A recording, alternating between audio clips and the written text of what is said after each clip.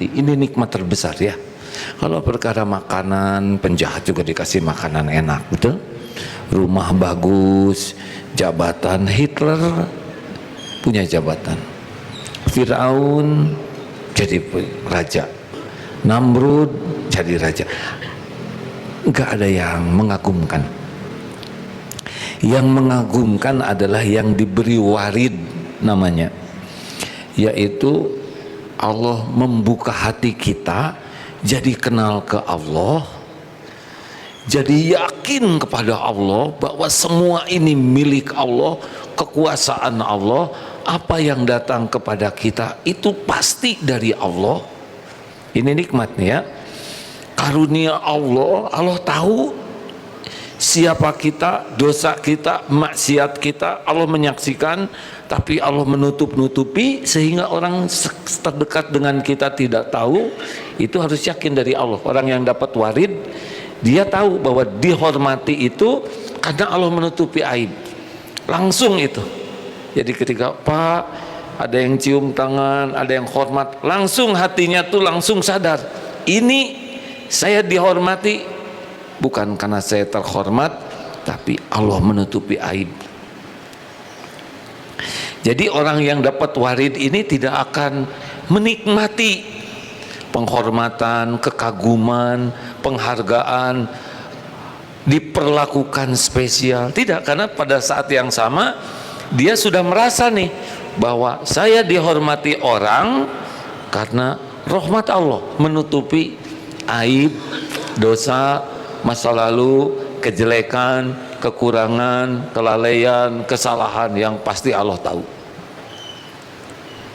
Nah, sebagai sebagian orang dia menikmati ketika dihormat, dicium tangan atau apalah berbagai penghormatan, dia menikmati seakan-akan dia pantas dihormati. Tapi yang dapat warid tidak, dan dia tidak nagih, di hatinya tuh tidak nagih penghormatan dari orang. Bisa dipahami nih? Kita bisa duduk begini, bisa ke masjid, dia tahu nih bahwa saya bisa ke masjid adalah hidayah taufik Allah, karena nafsu tidak suka kita ke masjid. Setan nipu terus supaya kita tidak sholat berjamaah, maunya supaya sendiri, supaya lebih mudah ditipu. Dan kita bisa ke masjid itu pasti pertolongan Allah. Nyebrang ke sini selamat, itu pasti keselamatan dari Allah. Duduk di sini bisa sabar, pasti sabar itu dari Allah. Jadi sudah tenggelam saja bahwa semua ini min fadlir rabbik, hanya karena kemurahan karunia Allah. Nah, sampai ke sana tuh, makanya sudah tidak ada lagi menikmati validasi, pengakuan, penghargaan, diingat orang. Sudah selesai itu. Sebagian orang itu sibuk ingin dilihat, ingin diakui, ingin diingat, ingin dihargai, itu capek. Maka yang kedua adalah kenapa Allah memberikan hati yang terbuka mengenal Allah. Nah, dikatakan oleh Imam Ibnu Athaillah supaya Allah membuka hati kita supaya kita selamat dari cengkeraman benda-benda dan membebaskan dari perbudakan segala sesuatu yang memperbudak kita selain dari Allah. Saya akan coba urutkan ya. Mengilahkan sesuatu, menuhankan sesuatu itu apa sih? Kita mengagung-agungkan. Intinya adalah mengagung-agungkan ya. Jadi kalau ini hebat nih, ini dahsyat nih, kalau saya punya ini, wah ini bekal luar biasa, sehingga mendominasi pikirannya, mendominasi hatinya, mendominasi aktivitasnya, menjadi sangat tergantung kepada yang dia agung-agungkan. Bisa dipahami hadirin? Awalnya dia mengagung-agungkan, yang membuat dia ingin, sangat membutuhkan yang dia agung-agungkan. membuat dia berkorban waktu, tenaga, pikiran, biaya demi yang dia agung-agungkan, sangat ingin dekat dengannya, sangat bangga kalau bersamanya, sangat takut jauh darinya, merasa mulia kalau bersamanya, merasa hina kalau tidak bersamanya. Nah, nya ini siapa? Bagi yang bertauhid, nya ini adalah Allah. Hanya mengagung-agungkan Allah. Dunia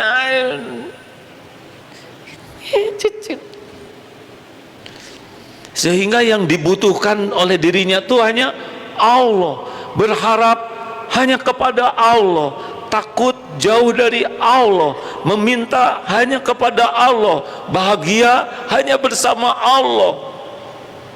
Orang sedunia lupa, gak ada masalah, yang penting diingat Allah. Semua orang mau menjauhi kita, silakan, yang penting dekat dengan Allah, bahagia bersama Allah, sedih jauh dari Allah. Nah, sahlah itu.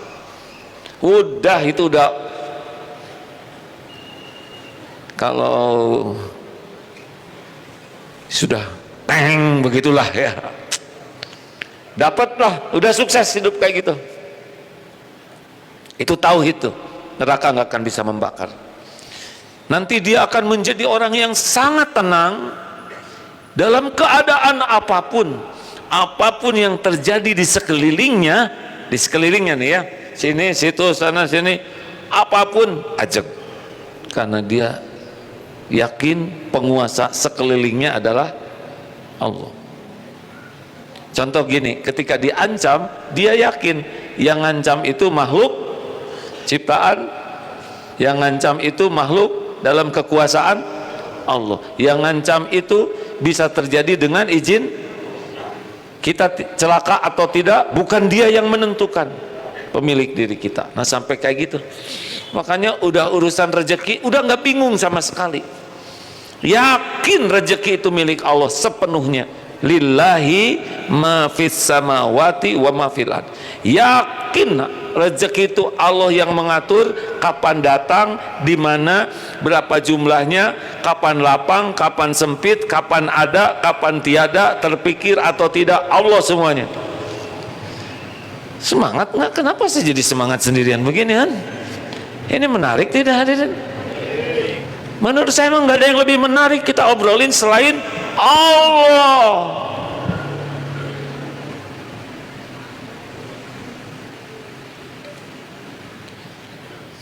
Makanya kalau ngobrolkan sesuatu nggak nyambung ke Allah, mau ngapain dia obrolin? Hah? Mubazir.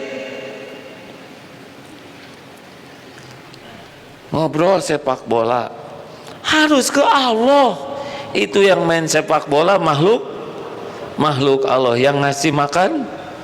Lihat bagaimana Allah membuat gerakan badannya, lari sana lari sini. Dia tidak mengerti bagaimana jantung berdetak luar biasa, nafas menengus aliran energinya.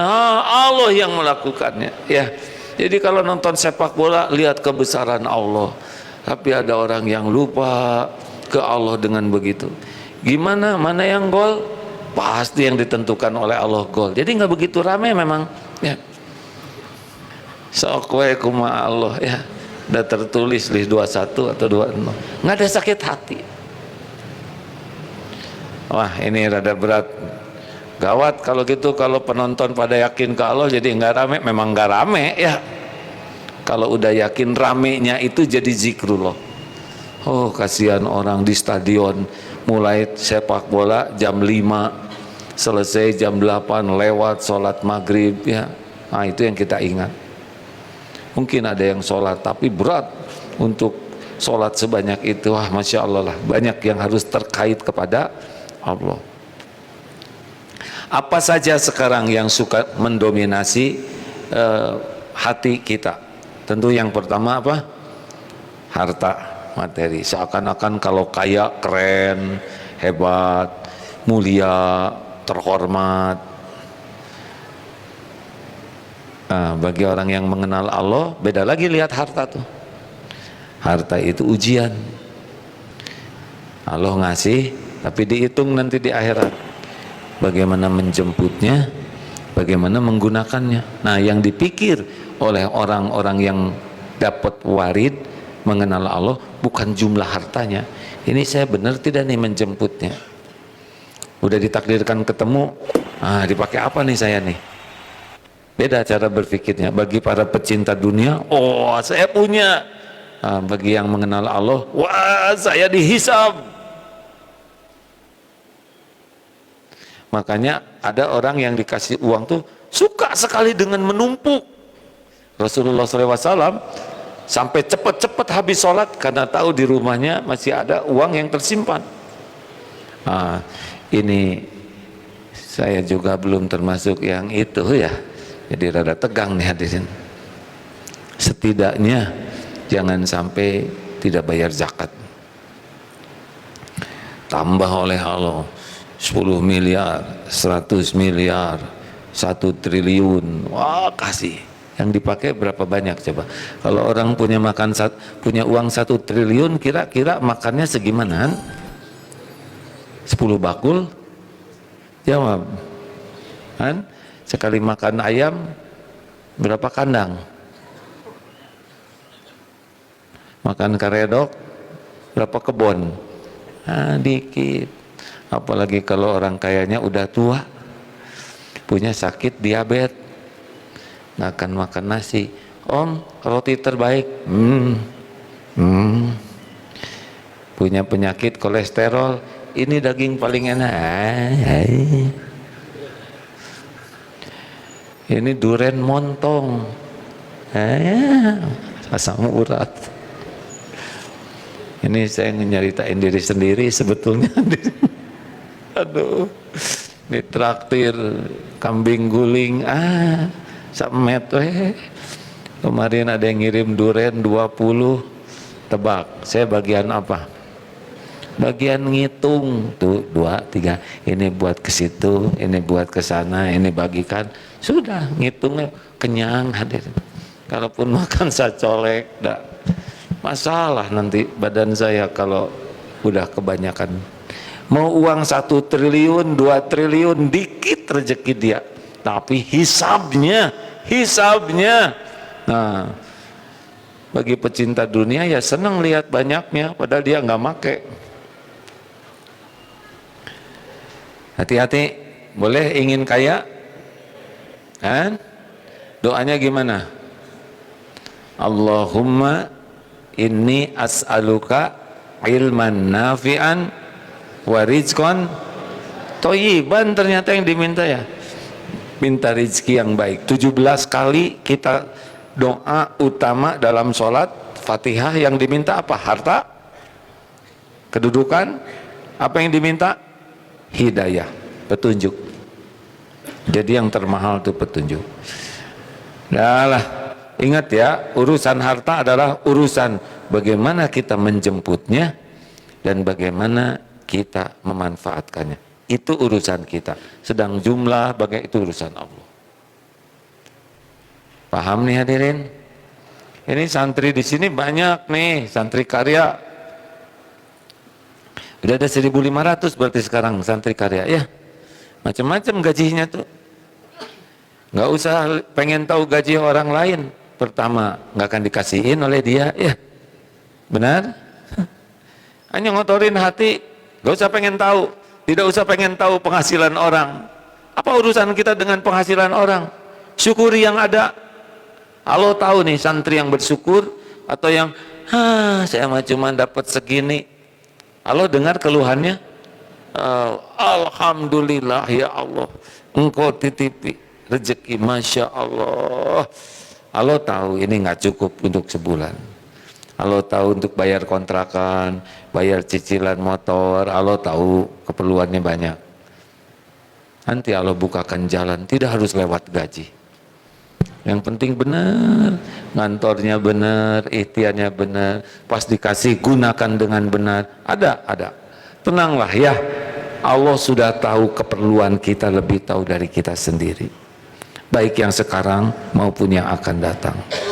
Jangan ribet-ribet masalah rezeki. Kalau lagi susah-susah, tambah sujudnya, tambah tobatnya, tambah solawatnya, tambah istighfarnya, sambil ikhtiar. Udah, Allah lihat kok, kita pergi kemana, kita nyesek, kita kepepet, Allah tahu sempurna apa yang terjadi pada kita dan apa yang kita lakukan. Tidak ada yang Allah tidak tahu. Innallaha la yakhfa alaihi syai'un fil ardi wala fis sama. Sesungguhnya bagi Allah tidak ada yang tersembunyi, baik di bumi maupun di langit. Tenang. Apalagi yang suka jadi diagung-agungkan, kita suka mengagung-agungkan diri. Jangan lupa nih, ada yang merasa ini ide saya nih, ini hasil pemikiran saya. Waduh, ini hasil perenungan saya. Aslinya dia bisa merenung, siapa yang nolong kan? Banyak kan yang merenung, terus akhirnya merenungnya kedalaman. Ini adalah jerih payah saya, ini adalah perjuangan saya, ini adalah kegigihan saya, ini adalah hasil semua effort saya. Ini apa? Siapa saya? Ha? Coba si saya itu kalau dibuat hilang ingatan, bisa mikir? Diare. Hah? Bisa mikir apa? Dikasih penyakit perut aja fokusnya mikirin perut, Pak. Kita bisa mikir otaknya Allah yang bikin, kita bisa mikir Allah yang bikin suasananya, bisa mikir kita berbuat Allah yang ngasih sehat, Allah yang ngasih tenaga, Allah yang ngasih kemudahan, Allah yang ngasih kelapangan. Urusan kita beres karena Allah mendatangkan berbagai pertolongannya walaupun kita tidak menyadarinya. Makanya hati-hati yang suka menuhankan saya. Harus kita yakini semua ini, wa ma bikum min nikmatin faminallah. Semua yang ada pada saya pasti dari Allah.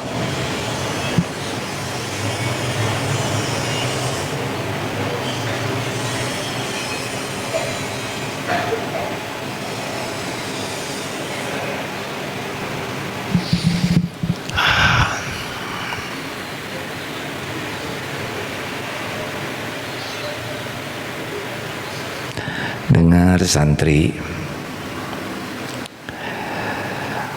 tidak marah, tapi khawatir kalau ada santri yang bermain-main seperti barusan. Disaksikan Allah tidak? Jawab, ingat dalil ini ya, in ahsantum li anfusikum wa in asatum falaha. Jika kamu berbuat baik, kebaikan itu untuk dirimu sendiri. Jika kamu berbuat buruk, keburukan itu akan menimpa. Jadi kalau mengingatkan supaya tidak melakukan sia-sia, bukan jengkel, tapi kasihan. Karena pasti perbuatan itu akan kembali kepada dirinya.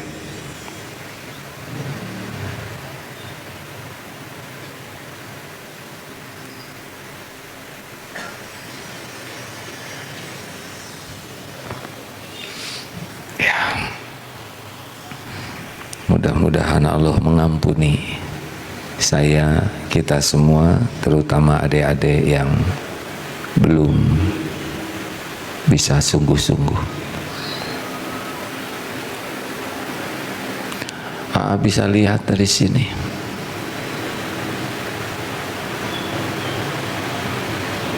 Baik, begitulah hadirin, nahan kesal ya. Kesel ada, jengkel ada, tapi harus dikelola, tidak boleh marah-marah. Yang ketiga, Fokus melihat yang tadi itu ya, kelihatan. Nanti sesudah selesai ceramah akan temui ya. Itu jadi horor ya kan. Yang ketiga, apa yang suka dituhankan oleh kita adalah manusia lain. Kita suka menuhankan istri, menuhankan suami, menuhankan anak, menuhankan orang tua. Jadi memenuhi pikiran kita, seakan-akan kita itu akan terjamin, terlindungi, tercukupi oleh tadi yang dituhankan. Kita harus sayang. Itu lihat yang kerudung itu aktif sekali itu satu. Hanya saya tidak boleh mempermalukan ya. Insya Allah nanti kita ketemu deh. Nah yang balik ke belakang. Lihat dari sini nah. Tolong nanti kalau sudah selesai acara tetap di sana ya. Akan ke sana. Baik ya. Sehingga kelihatannya mah soleh, aslinya mah perjuangan. Nggak boleh marah. Setan maunya marah, kemudian manggil orangnya, itu kan mempermalukan, betul tidak? Nggak boleh mempermalukan, harus tetap kita sembunyikan dan nanti kita nasihati baik-baik. Sampai di mana barusan? Kan? Ya, jangan menuhankan orang tua. Apalagi orang tua banyak uangnya, jangan berharap. Apalagi orang tua punya kedudukan, kekuasaan, jangan. Ya, tetap harus Allah sandaran.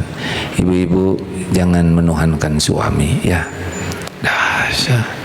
Jangan terlalu cinta. Jangan sekali-kali mengatakan ke suami begini, wahai suamiku, you are my everything. Segala-galanya tidak boleh.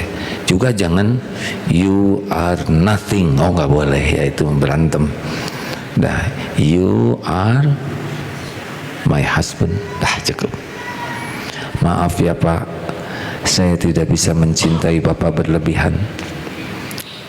Cinta sekedarnya saja kepada makhluk. Karena cinta yang pol saya hanya untuk pencipta saya, Tuhan semesta alam, Allah subhanahu wa ta'ala. Maaf ya Pak, saya tidak bisa bersandar sepenuhnya ke Bapak. Saya bersandar kepada pemilik alam semesta. Kalau ini ikhwan punya istri yang tidak begitu cinta ya, yang cintanya dibatasi sekedar cinta ke makhluk, nggak akan merepotkan, percayalah. Tapi kalau istri sudah mengatakan, wahai suamiku, engkau adalah segala-galanya bagiku, tanpa dirimu hidupku tiada arti, engkau cahaya, garing, liar, pasti liar, pusing. Jangan.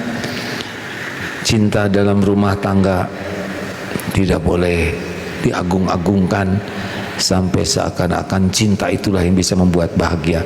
Tidak. Cinta kepada Allah, kemudian kepada Rasul, itu yang membuat bahagia di atas cinta segalanya. Kalau mencintai makhluk lebih daripada kepada Allah, kepada Rasul, kepada jihad, nah itu tidak bahagia. 4. Apa yang suka? Jangan menuhankan atasan di kantor. Biasa aja. Atasan cuma episode ya. Nanti juga pensiun ya. Segaya-gayanya juga udahan, pasti udahan. Jangan melakukan demi atasan. Sampai atasan sholat, ada yang cepat-cepat sholat di samping atasan, sampai tidak sempat wudhu. Nah ini menuhankan atasan. Menuhankan tokoh. Saya melihat di tayangan media sosial ada yang ditokohkan, ini sepertinya dakwah Islam tapi rasanya ngawur. malaikat, seperti jauh dari akidah yang dipelajari. Dan itu banyak pengikutnya, setidaknya di tempat itu.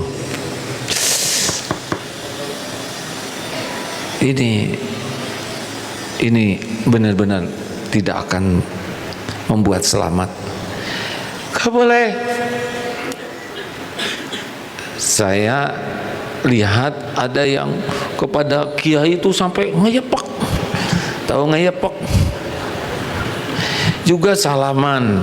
Rupanya ini tokoh dengan tokoh salaman saling merendah sampai tiarap dua-duanya. Enggak lah. Memang budaya berpengaruh dalam cara bersalaman. Tetapi yang paling penting, saya juga heran ada yang cium tangan atau basah.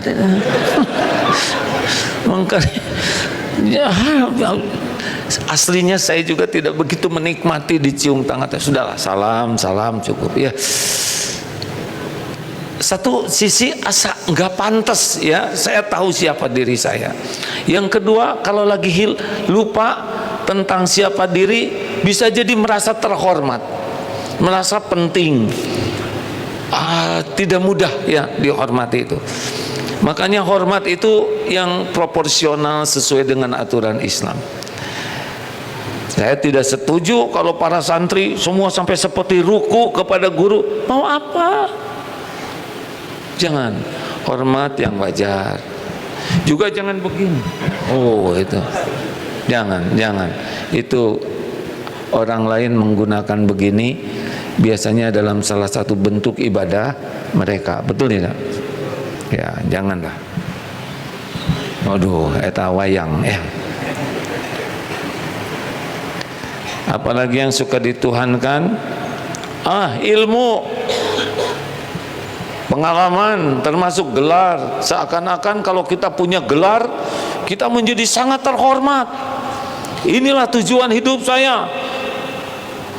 Saya tidak merendahkan yang punya gelar, bukan itu maksudnya. Yang jelek itu yang menuhankan gelar. Qadarullah di santri Darut Tauhid banyak yang diuji juga oleh Allah, S1, S2, S3. Ada yang dokter Andes, misalkan dokter Andes, dokter Anda, fulan, dua-duanya ada. Ini nggak mungkin hadirnya ya kan. SH, MLM, ujungnya ALM. Tapi di sini santri baru juga daftar, pulang ke rumah langsung SAG. Padahal baru seminggu mensantren.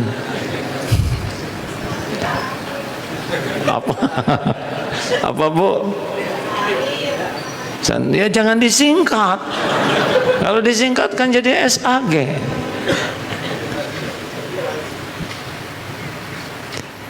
Silakan belajar. Di sini juga kalau ada uang lebih dari pesantren disekolahkan. Tahun ini berapa yang lulus doktor Ustadz? Ada berapa? 9 yang lulus semuanya. Jadi nanti bakal banyak di Darut Tauhid yang sekolahnya lulusan S1, S2, S3. Cuma ya harus hati-hati. Saya juga S3 ya, SD, SMP, SMA. Ini sedikit ngelucu ya. Jangan.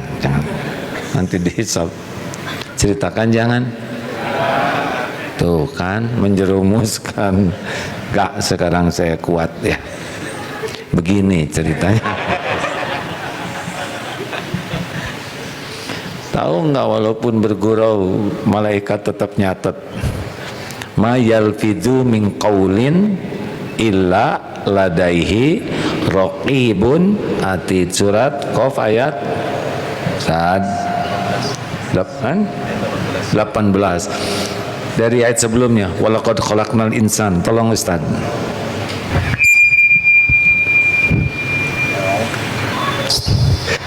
A'udzu billahi minasy syaithanir rajim. ولقد خلقنا الإنسان ونعلم ما توسوس به نفسه ونحن أقرب إليه من حبل الوريد إذ يتلقى المتلقيان عن اليمين وعن الشمال قعيد ما يلفظ من قول إلا لديه رقيب عتيد. Sungguh kami benar-benar telah menciptakan manusia dan mengetahui apa yang dibisikkan oleh dirinya. Kami lebih dekat kepadanya daripada urat lehernya. Ingatlah ketika dua malaikat mencatat perbuatannya, yang satu duduk di sebelah kanan dan yang lain di sebelah kiri. Tidak ada suatu kata pun yang terucap, melainkan ada di sisinya malaikat pengawas yang selalu siap mencatat. Quran surat Qaf ayat 16 sampai 18. Jadi Allah tahu semua isi hati, Allah maha dekat, selalu ada malaikat yang mencatat. Kenapa Allah maha kuasa masih perlu malaikat? Allah tidak perlu malaikat, tapi Allah mau menciptakan malaikat sesuka Allah. Dan Allah sudah tahu segalanya. Malaikat mencatat bukan berarti membantu Allah. Allah tidak perlu bantuan siapapun, tapi Allah mau saja menciptakan malaikat sesuka Allah, ya. Dicatat nih. Jangan menuhankan. Berdasarkan pengalaman saya sudah tahu nih. Saya berpengalaman. Nggak boleh. Pengalaman kita boleh kita ingat, tapi jangan jadikan Tuhan. Seakan-akan pengalamanlah yang menyelesaikan masalah. Apalagi bolehkah punya gelar? Tidak ada masalah sama sekali. Ilmuwan Islam, Ibnu Sina, banyak para ulama yang ilmunya tinggi, Al-Jabbar dan sebagainya, itu kalau diberi gelar luar biasa. Tapi beliau kan tidak menuhankan gelarnya. Gelar yang paling akhir apa? Sesudah MLM apa? ALM, ya. Apalagi yang suka dituhankan, nafsu, syahwat. Maaf ya, nafsu. Ada yang menuhankan amarah, ada yang syahwat aja, seksual, ada yang ambisi, terus sepanjang hidup. Capek atau mau kemana? Ada juga yang menuhankan sarana, obat. Ini obat, nggak ada duanya. Dengan obat ini saya sembuh seketika. Itu dokter baru juga daftar, saya sudah sembuh. Nggak mungkin. Ada yang sarana, tanpa teknologi kita tidak bisa. Itu sudah mulai itu. Ini adalah metode yang paling sempurna. Tanpa metode ini tidak akan. Itu sudah mulai. Seakan-akan ada selain Allah yang menentukan. Kita boleh berobat, kita datang ke dokter, kita ikhtiar, kita pakai teknologi, kita pakai metode, tapi Tuhan kita adalah Allah. Masih ingat cerita tentang Nabi Musa sakit? Beliau sakit, doa oleh Allah ditunjuki untuk memetik, memakan daun, sembuh. Suatu saat sakit lagi, langsung nyari daun, hasilnya tidak sembuh. Kenapa coba? Apa? Anak kecil yang jawab. Karena yang menyembuhkan itu Allah, bukan daun.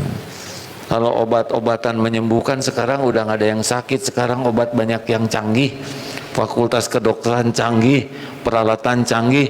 Cari di rumah yang nggak ada yang sakit. Pada sakit, betul tidak? Kemana dokter kok nggak praktek? Sedang sakit, ya.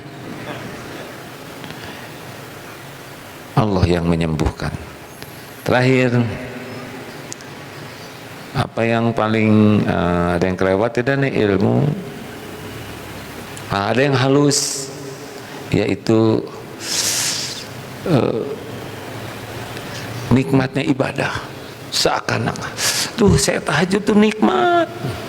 Nah dia dengan nikmat ibadah itu, perasaan dia merasa jadi mulia, merasa jadi paling soleh. Ini mirip-mirip ujub ya. Dengan hafal Quran merasa lebih tinggi derajatnya dibanding orang lain. Tadi di jalan saya dengar cerita dari seorang ustadz, kenapa ya orang itu bacaannya bagus, suaranya merdu, tahsinnya juga bagus, tapi kok petantang petenteng, merasa paling Quran, merasa paling soleh.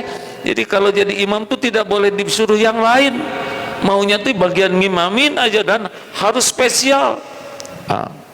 Mungkin di sini jebakannya, merasa sudah mulia dengan Al-Quran, dengan tahajud, dengan saum Daud, dengan banyak wirid, sehingga dia seakan-akan ibadah dialah yang menentukan kemuliaannya. Bukan, kita ibadah tuh ngabdi ke Allah.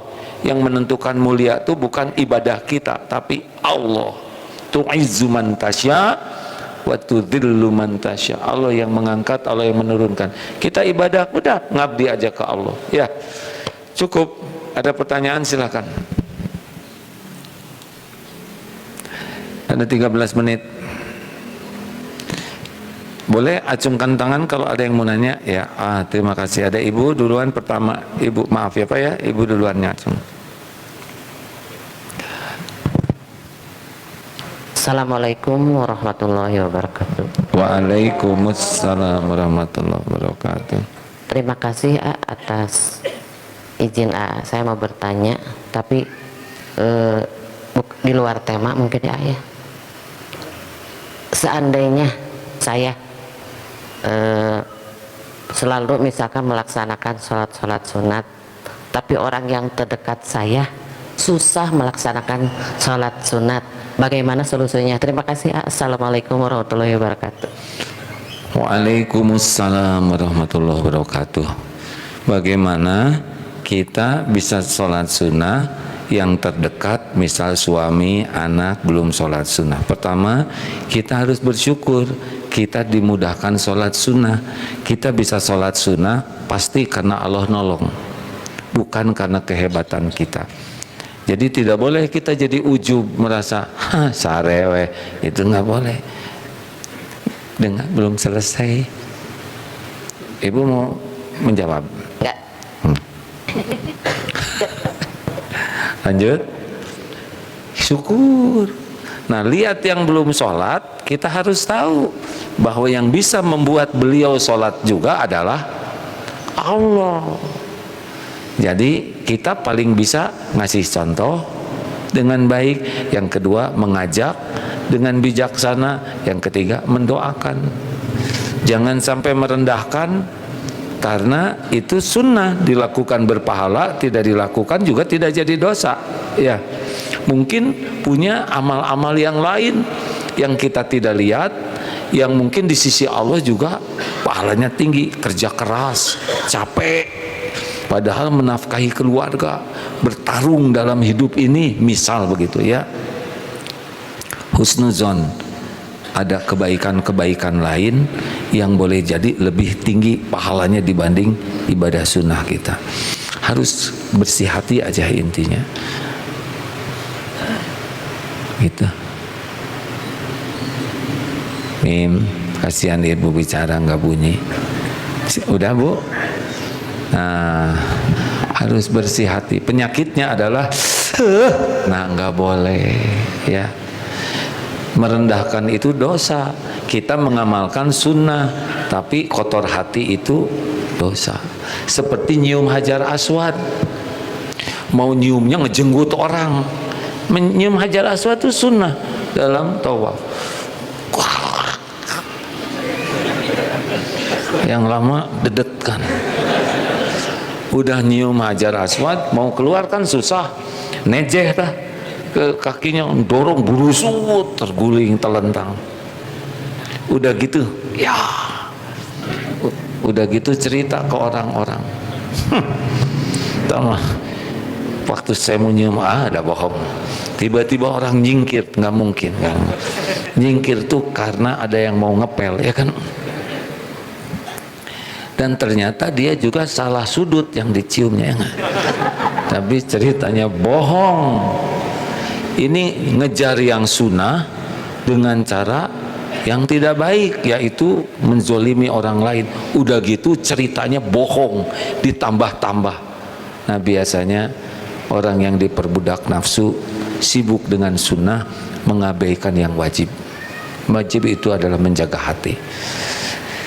Gitu Bu, jadi ketika ibu sujud, alhamdulillah ya Allah, nuhun saya dibikin sunnah, atau kasih suami saya juga, anak-anak saya juga ya Allah bisa sujud seperti ini.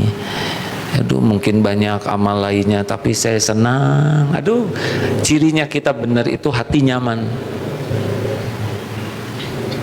Ada lagi? Tadi siapa? Oh ya. Ya, terima kasih. Assalamualaikum warahmatullahi wabarakatuh. Semoga selalu senantiasa dijaga Allah dan Amin, ya dan kaum muslimin semua. Amin. Adapun pertanyaan saya, bagaimana mengembalikan semangat kembali semangat atau giroh untuk beribadah, dan bagaimana cara agar kita tidak lalai? Ulangi. Bagaimana mengembalikan semangat atau giroh ibadah, dan bagaimana agar kita tidak lalai? Semangat aja ya, dan jangan lalai. Ada lagi yang lain, namanya ambak. Apa manfaat bagiku? Makin yakin ini manfaat, manusia itu akan semangat. Dari mana? Maaf Kang, asal dari Banten. ada di sini. Kenapa?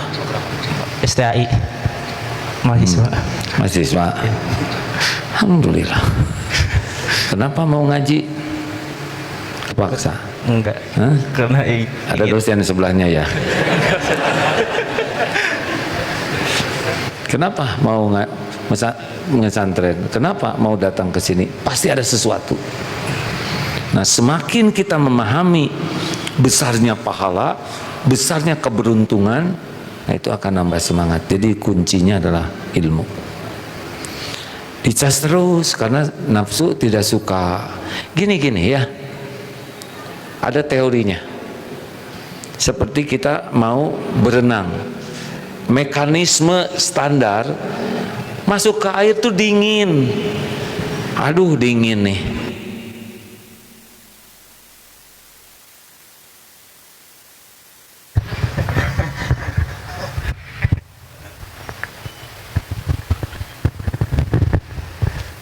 Mungkin casannya harus banyak ya. Ada bijaksana.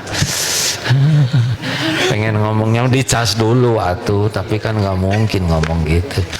Mungkin casannya harus lebih banyak, atau baterainya soak ya. Nada itu ya, mungkin kalimatnya bagus, tapi nada bisa menentukan. Seperti yang monyet, nggak ada yang tersinggung ya kan? Tapi ganti nada monyet, tersinggung. Serius nih masalah nada. Sekarang lagi perang, serbu, tebak, semangat nggak? Wah, sekarang tentara lagi ngomong serbu.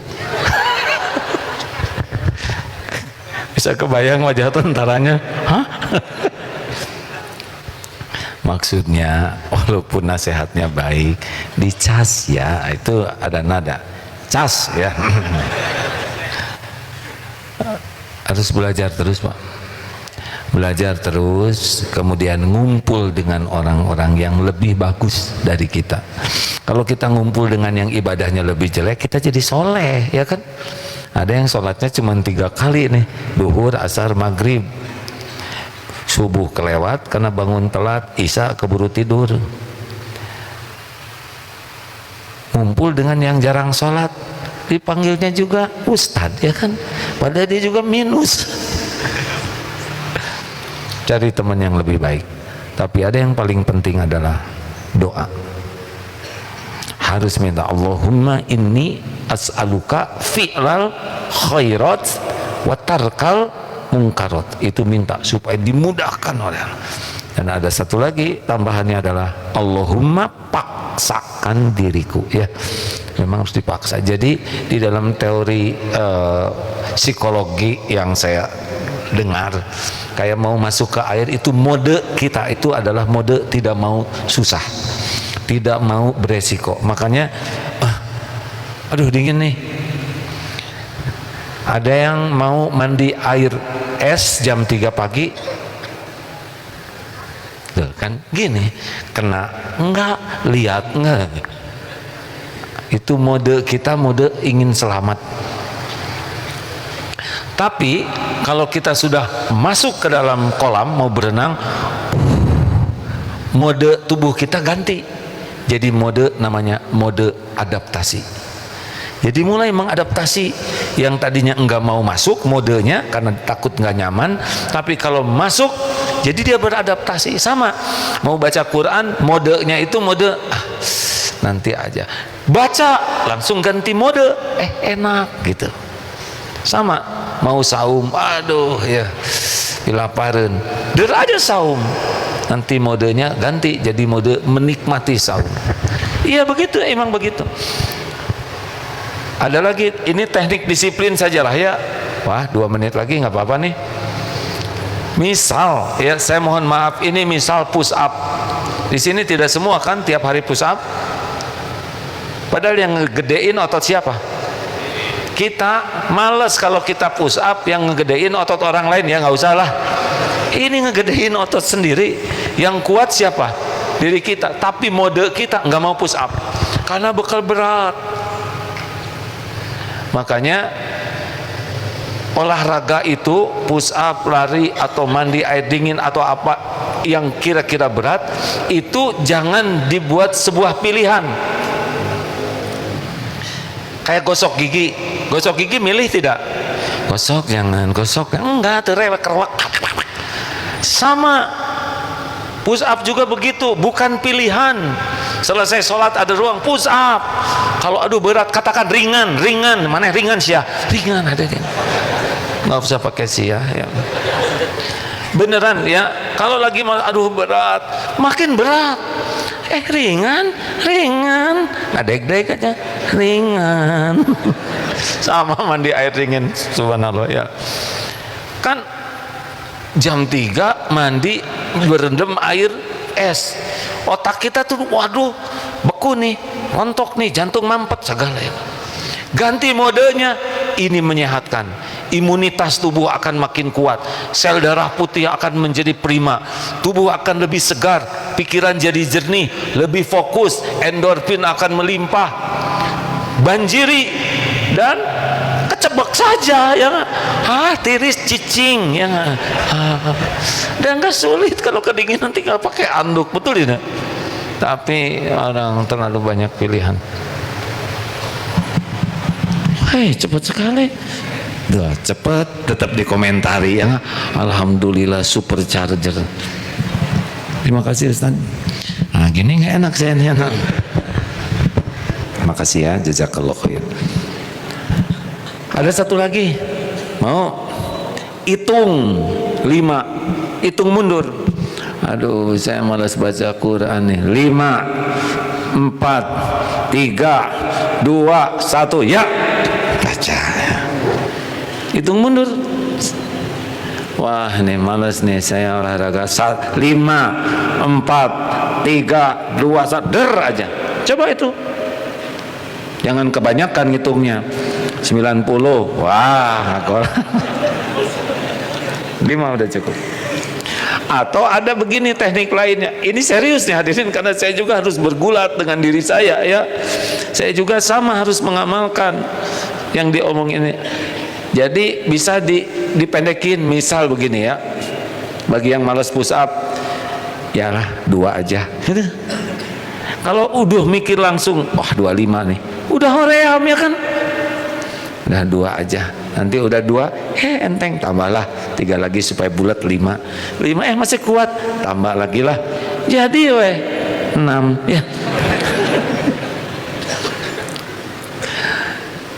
Baca Quran juga gitu. Kalau wah saya harus hafal, harus tamat nih hari ini Al-Baqarah, berat 2 juz 4 lembar. Mulai aja, mulai semampunya. Ya udahlah, semampu saya aja. Nanti keluar tuh kemampuan nambahnya. Jadi mental blocknya yang harus diatasi. Ya begitulah hidup. Terima kasih hadirin sekalian.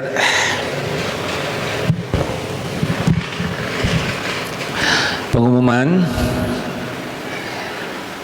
akan dilaksanakan Bicara Baik Academy. Bicara Baik Academy batch 3 pelatihan public speaking level untuk anak remaja. 1 hari yang membuka wawasan. Ini saya baca ya, melatih keberanian dan membentuk karakter bicara yang santun dan berakhlak, bukan hanya untuk tampil percaya diri di depan umum, tapi untuk memahami adab, makna di balik setiap perkataan. Oh, bagus ini. Bicara Baik Academy. Ini lulusannya apa? Santri apa namanya? Sarjana Bicara Baik ya, SBB ya. Bagus. Sabtu 31 Januari, lokasi MQTV Darut Tauhid Bandung. Sabtu itu panjang, dari jam 12 malam sampai besoknya jam berapa nih Ustaz? Ini tidak salah, cuma kurang bal. Apa bal? Benar, akurat, lengkap. Ini benarnya udah, akurat lumayan, lengkapnya nggak tahu jamnya. Ini saya khawatir dia akan datang jam 1 pagi, ya kan?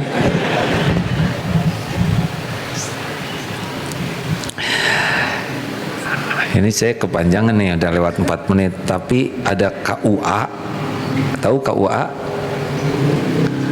Kantor Urusan Agama, pernah duduk bersama. Beliau bercerita pengalamannya menjadi pencatat pernikahan. Ini tidak boleh suudon ya. Cuma kata beliau dan saya agak sepakat. Katanya, sebetulnya pernikahan dalam Islam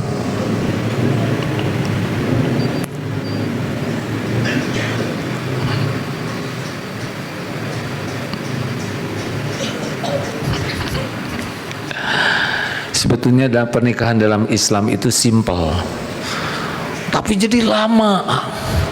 Penyebab lama pertama adalah katanya, dalam pernikahan ini yang paling banyak bicara adalah pembawa acara. Ngomong, beliau ngomong begitu sambil kayaknya udah rada enek. Ngomong, segala diomongin katanya. Hati-hati pembawa acara ya. Tidak semua pendengar bahagia, sebagian tuh enek. Dan yang ditunggu itu adalah akad nikah, bukan pembawa acara. Simpelkan secukupnya. Jangan menikmati ingin tampil. Ada di satu lembaga yang mempersilahkan penceramahnya itu 20 menit, tapi yang mempersilahkannya 10 menit. Jadi dendam itu penceramahnya karena dia tinggal 10. Hati-hati para pembawa acara ya. Jangan sampai orang enek dengar bicara. Jangan-jangan saudara enek juga nih ke saya, enek nggak? Yang benar ya, kepaksa nggak ngaku. 2, hati-hati yang memberikan seserahan. Itu juga ceramah lagi, apalagi seserahan dari yang sebelahnya itu penceramah juga. Waduh, setengah jam pembawa acara udah sejam setengah ya. Ini seharusnya disadari bahwa setiap perkataan pasti dihisab. Allahumma sholli ala sayyidina Muhammad wa ala alihi wa ashabihi ajma'in. Ya Allah, Engkau telah dengarkan apapun yang terucap. Ya Allah, bersihkan diri kami dari ilmu yang tidak manfaat. Hujamkan pada diri kami hanya ilmu yang Engkau ridhoi. Ampuni ya Allah, ampuni segala niat yang salah, segala amal yang buruk, Ampuni dosa yang tidak sengaja, dosa yang sengaja ya Allah, padahal kami tahu itu dosa. Ampuni maksiat yang berulang-ulang, padahal sudah sering kami memohon ampunan-Mu. Allahumma inna nas'aluka fi'lal khairat wa tarkal munkarat. Ya Allah, tolonglah kami, mudahkan bisa mengamalkan kebaikan-kebaikan yang Kau ridhoi, dan kuatkan kami, mudahkan meninggalkan kemaksiatan, kemungkaran. Tidak mungkin kami meninggalkannya kecuali dengan pertolongan-Mu. Allahumma hdina li ahsanil akhlaq. Ya Allah, tunjukkan kepada kami akhlak yang mulia. Tidak mungkin kami dapat berakhlak mulia kecuali dengan pertolongan-Mu. Dan palingkan dari diri kami akhlak yang buruk. Tidak ada yang bisa memalingkan kami dari keburukan selain Engkau ya Allah. Ya Allah, kami hanya hamba-Mu. Tidak mungkin kami meyakini-Mu kecuali Engkau yang menghujamkan iman di hati ini. Tidak mungkin kami bisa mengabdi padamu kecuali Engkau yang membimbing, menguatkan. Tolong kami ya Allah, jadikan umur yang tersisa ini jadi ahlul yakin, ahlul amal soleh. Jadikan kami jadi orang yang istiqomah sampai akhir hayat, husnul khotimah. Jangan biarkan ada Tuhan lain di hati ini selain hanya Engkau. Allahumma inna na'udzubika min an nusyrika bika syai'an na'lamu wa nastaghfiruka lima la na'lamu. Ya Allah, kami berlindung kepadamu dari menyekutukan Engkau dengan apa-apa yang kami tahu, dan kami mohon ampunan-Mu dari apa-apa yang tidak kami tahu. Ya muqallibal qulub, tsabbit qulubana ala dinik. Rabbana la tuzigh qulubana ba'da idh hadaitana wa hab lana min ladunka rahmah innaka antal wahhab. Ya Allah, jangan cabut nikmat iman ini. Jangan cabut keislaman kami. Wahai yang membulak-balik hati, tetapkan kami dalam iman, dalam istiqomah. Taqabbal minna ya arhamar rahimin, innaka antas samiul alim. Rabbana atina fid dunya hasanah wa fil akhirati hasanah wa qina adzabannar. Subhana rabbika rabbil izzati amma yasifun, wassalamun alal mursalin, walhamdulillah. Terima kasih. Jangan pernah berhenti berzikir. Fadkuruni adkurkum, maka ingatlah padaku, aku ingat padamu. Assalamualaikum warahmatullahi wabarakatuh. Subhanakallahumma bihamdika.